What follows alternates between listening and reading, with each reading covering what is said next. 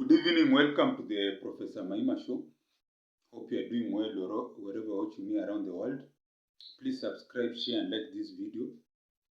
So in the past few days, Kenya, there has been a big scandal concerning the Adani, is it the Adani Corporation?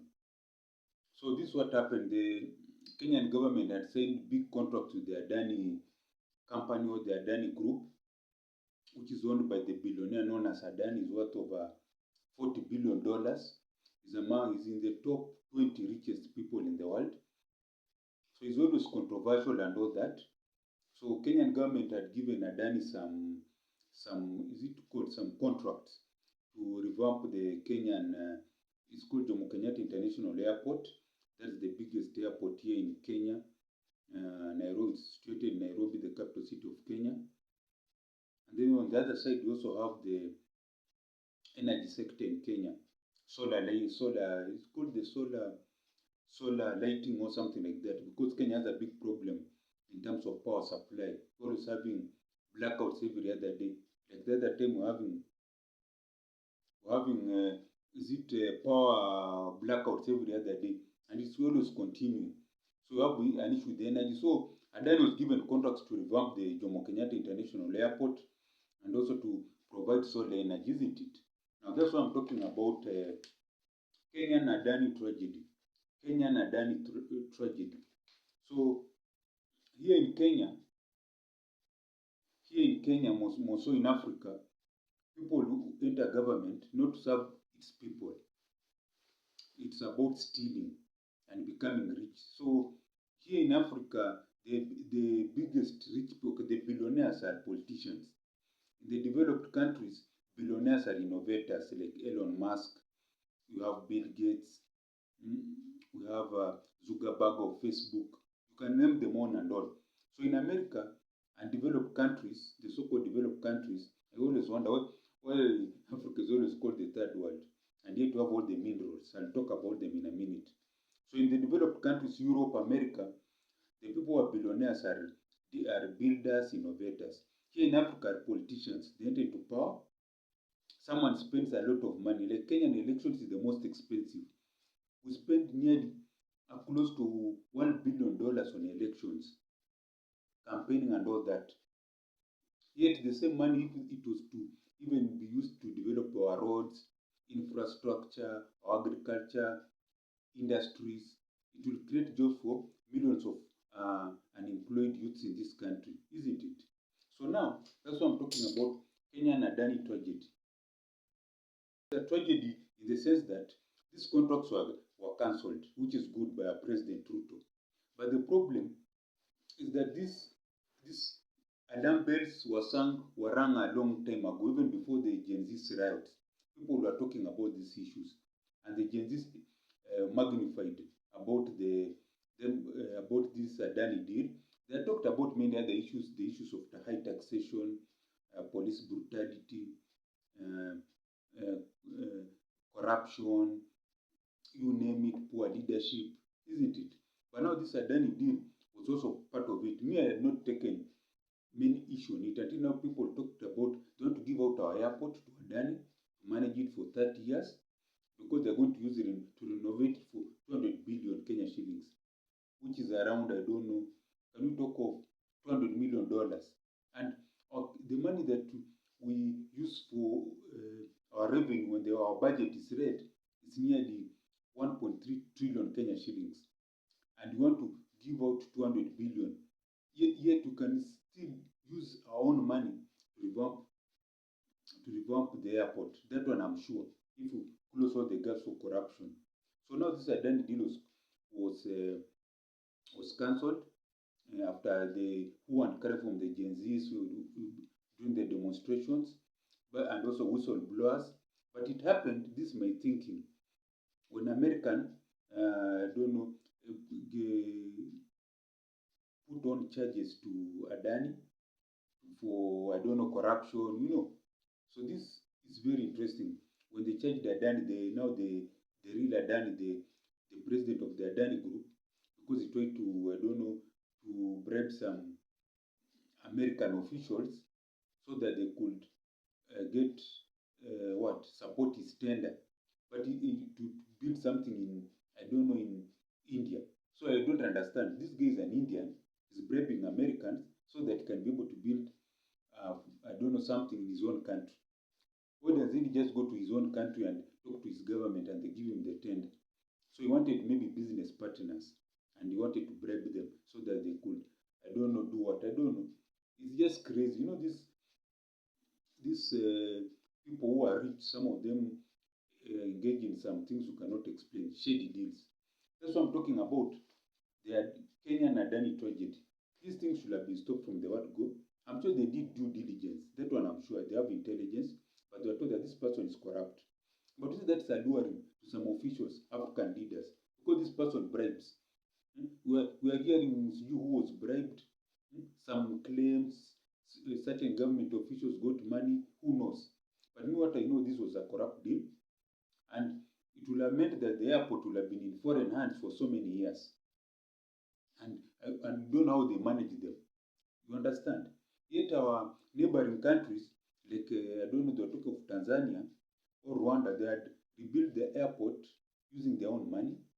Their airways are doing well, while our Kenyan Airways is ailing because of a lot of corruption. People are into government to make money.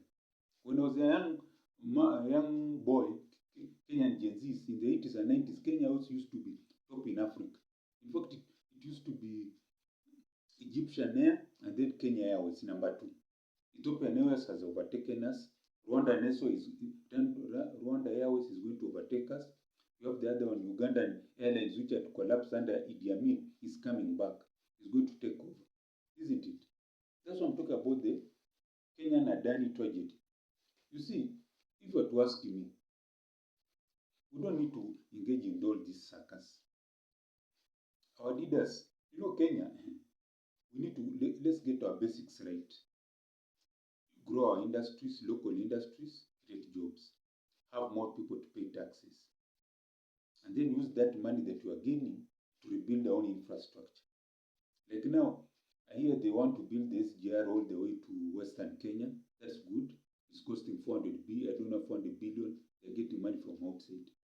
Why don't you even just use the same money to build a super highway all the way from Nairobi? In fact, let's start from Mombasa. Mombasa through Nairobi to the border, to the Ugandan border. Is it, I don't know how they call it. Yeah, to the Ugandan border. I'm talking about from Mombasa through Nairobi to the Ugandan border. Is it Kenya-Ugandan border? Somewhere like that. There's a name, is that border post? I'm forgetting the name. From Mombasa through Nairobi all the way to the Kenya-Uganda border. A superhighway of 8 lanes. 4 going, 4 coming back. And 1 lane dedicated to only trucks. And with cameras all through the stretch. You don't need a traffic policeman standing on the road. Well, this is a super highway. With those, it can even be, they can be collecting toll, with toll stations at every level, collect money from the road users. That will earn the country billions. Even if you have someone who has built for us, but it will make the economy grow. Isn't it? In fact, these roads, you don't even need foreigners to build for us. That's a road that the Kenyan government, if it does what I'm saying, we get our own money. We can even do 50-50. Kenyan government and a foreign government, like let's say China, so that when the profit comes, even the Kenyan government is getting, not that everything goes outside. To say, okay, Kenyan government can put 40% of the cost, a foreigner 60%, isn't it? So that now the profit is shared that way. That will ensure the Kenyan government is also gaining, as also the foreign investor is also gaining. But what happens? They sign these deals because they also have shares in those foreign companies. So someone just thinking, I'll be earning billions until for the next 50 years. Very not patriotic. That's what I'm talking about. Kenyan Adani tragedy. They should have gotten someone who is a serious person, and then the Kenyan government also has a share in those. It's called what? The Kenyan government, on behalf of the Kenyan taxpayer, has a share on those profits. So that if this thing is being managed for the next 30 years, Kenyan government is also getting something. You can tell the public, these people is going to manage this thing for the next 30 years, but But we have done a deal whereby we'll also be getting some percentage, of the money that we get from profit. Not everything will go outside. Who thinks in this country? Yes, if we had brains, it would really help us. So we say this company X is going to manage Jomo Kenyatta Airport for the next 30 years, but we also partner with them. We'll also foot part of the cost, maybe even 20-30%. So from the profit that they get, when they take 70% to get 30%, and that money is put back in other infrastructure, maybe other airports around the country, small airports. So that now, that's how we grow. Communication 101. We used to learn this thing when I entered university to do my master's. We did a course on communication taught by someone known as Professor Manyora. He always used to tell us that communication begins with the message and ends with the message. If you cannot convey the message from the sender to the receiver, the message is gone. So it begins with the message and ends with the message, because communication is messaging, period, nothing else. So the Kenyan government, its messaging is poor. So it means it begins with a non-message and ends with no message. It begins with non-message and ends with no message. So that's what I'm talking about, the Kenyan Adani tragedy. We need people who can think outside the box. Yes, you can partner with the foreign investors, but we must also have the Kenyan government or the Kenyan taxpayer through the Kenyan government should have a stake. We cannot be having people from abroad coming to build here things 100%. How? It can't happen. We need people who also share. They share in the, it's called what? They should be sharing in the cost. Kenyan government also has a, you tell the taxpayers, your taxpayers are also being used for this, and then you get whatever you get back, you put it in the economy to develop the country. But we are not seeing that. What we are seeing is people just want to be rich. Sir, you are rich. You have $100 billion, 100 billion Kenya shillings in your account, but you can only live outside. The country you are living is to quote Donald Trump, I don't use the term he used, but he's using a dirty, poor country. How do you enjoy yourself? Your children, your daughters, your grandchildren cannot even enjoy driving their expensive cars. Lamborghinis, I hear these rich people buy Lamborghinis. The roads are full of holes. They can swallow those expensive cars. There's insecurity. Even if they have bodyguards, you also have people with even strong guns than them. What do? That's what I'm saying. Kenyan Adani tragedy. Such a thing should not happen again. Let's get people who are genuine, being given the contract. Let the Kenyan government come out with proper messaging, communication, telling the people every step why one is supposed to manage it and what is it in for us. Will the profit just be going outside, or the Kenyan government also get something to put back in the economy? Then people say, okay, that's good. Messaging. Start with message and end with the message. Don't start with non-message and end with no message. This is just the nonsense we have this in this country. That's why I'm talking about the Kenyan Adani tragedy. This is the problem in Africa. People went into power to earn money for themselves to the detriment of the whole country. Kenya should be a middle-income country, the same with Singapore, Thailand. We should now be having Elon Musks all over the country.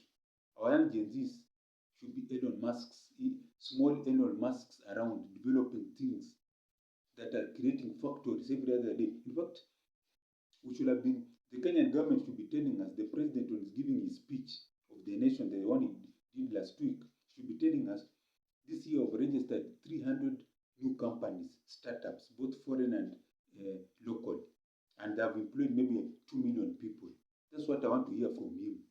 Not that we have reduced the price of unga. That is basic.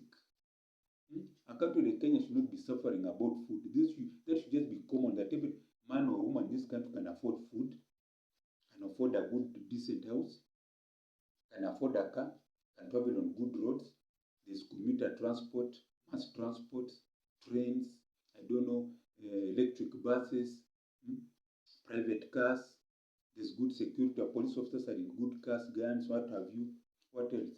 Our police officers are trained to treat people well. They are a service, not a force.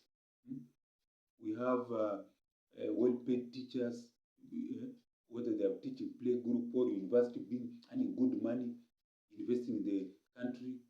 Everyone is trying to acquire those properties, something small, whether it's land or whether it's a house. I can go on and on.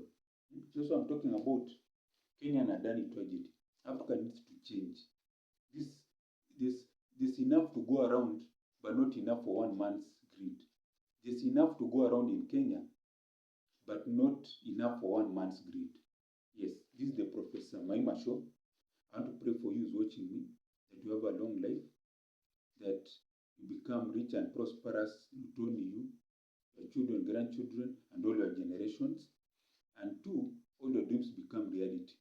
That new job reality, that pay raise reality, that first land reality, first car, building a big flat, building a big school, getting a good man or woman to start a family reality, having very many children reality, having peace in this country reality, stopping corruption reality, and also pray for myself so that I can get money for a technological university build here in Africa. I, Professor Maima, builds a technological university in Africa that can produce a product that can be used here in Africa and worldwide, train future entrepreneurs, provide jobs for these young Gen Zs, and earn myself big money, and also the Kenyan government big money. That's my prayer, amen. So if you have liked what I've said on our channel, you can send something on the mobile M-Pesa down there, +254 769 729327.